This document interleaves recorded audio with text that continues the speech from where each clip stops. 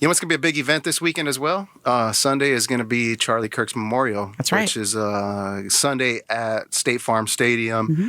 It's going to be attended by a lot of dignitaries. President Trump, Vance will be there.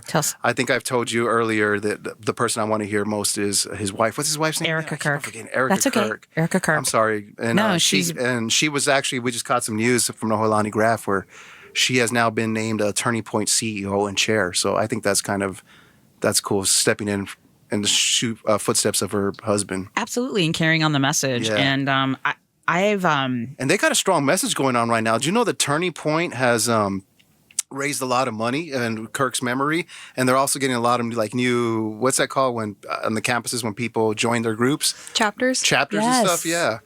Yeah, that's. Have you seen that? Oh, absolutely. Yeah. Well, especially on the ASU campus, and there was kind of a lot of chatter about them not being able to hold the vigil for Charlie Kirk, and then suddenly they caved and let them. And I'm an ASU Sun Devil, full disclosure, and when I was at ASU, there were all sorts of not protests, but everyone was available to display their opinions freely. And I didn't want Michael Crow to impinge on anyone, right or left, to be able to celebrate or not celebrate people. Yeah. And I mean, I am an ASU student, and there's so many political groups, clubs, organizations of all spectrums at ASU, and they are always it doesn't matter what campus you're on. They're like, come join us, come talk to us. We want to discuss everything.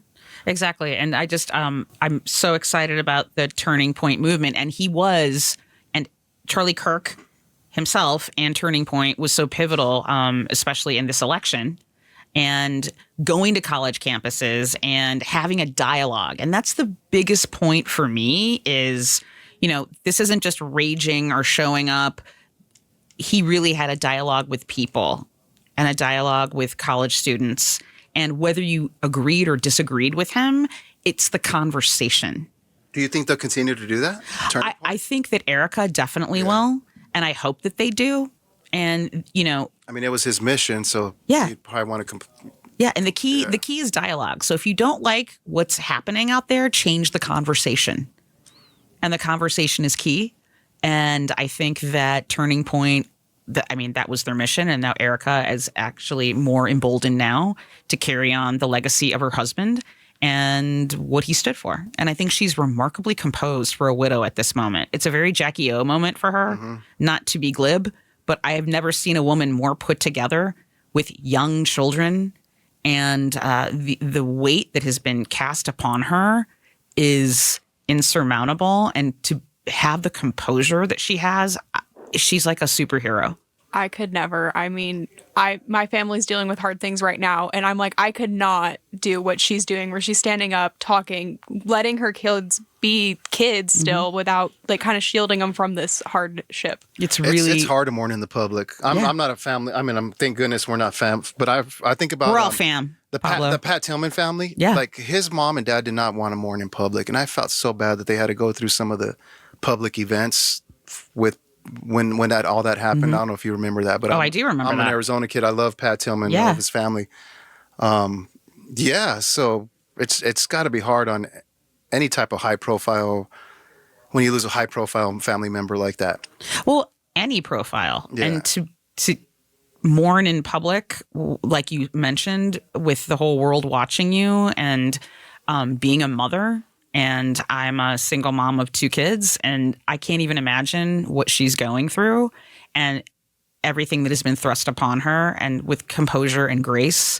And I think that's the biggest word here that we can take away. What's cool is if you wanted to celebrate, I think it is a free event. You just have to go register somewhere. But if you do plan on attending, just remember that there's at 7 a.m. They'll open up the parking lot, and gates open up at 8 a.m. Wow. And I think they're expecting a lot of people. 100,000, yeah? Yeah, 100,000 on the grounds.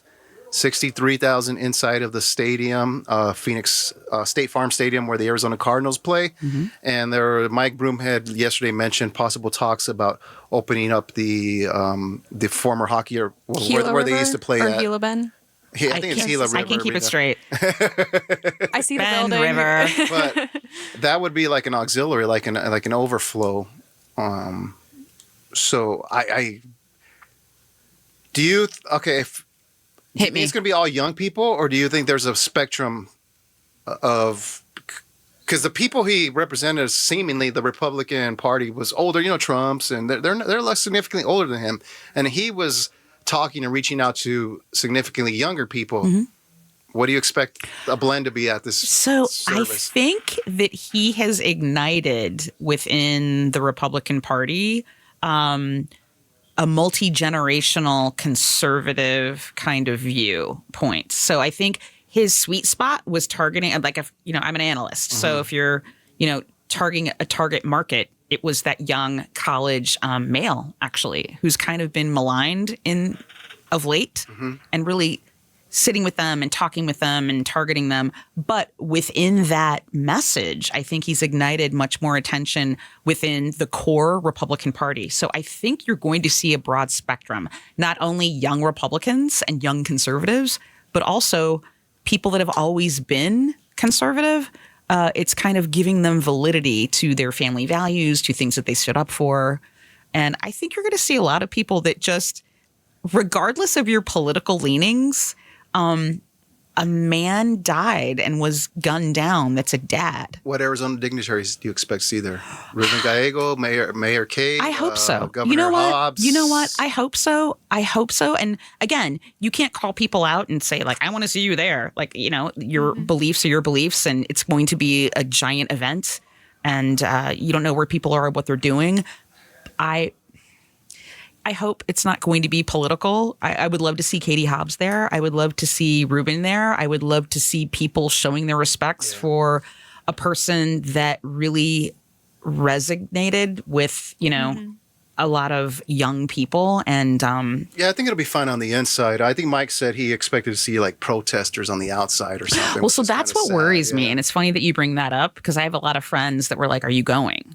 And I said, "Yeah, but I wonder about security. I wonder about protesting. I wonder about random people that want heckling to and stuff. Just want to get their 10 minutes of fame or 2 seconds of fame. Yeah, because I sometimes go to the bull riding out there, and PETA's always out there heckling me. They're like, I'm like, I don't know. I just want to 8 seconds. I just want to ride a bull. What's wrong with you? I just want to see my boys, the Ridge Riders. Exactly. Yeah, Cody and all that. I know.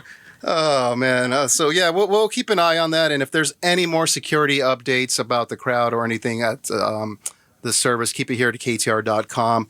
We will keep you informed. And if you want to tune in or listen or watch the video at KTAR.com or the KTAR.com app, mm-hmm. we will be carrying Charlie Kirk's funeral live. No clear bags. Thanks for watching the Mike Broomhead Show. Tap to watch and listen to the new season of Amazing Arizonans, a KTAR News podcast. You can also click the button in the middle to subscribe.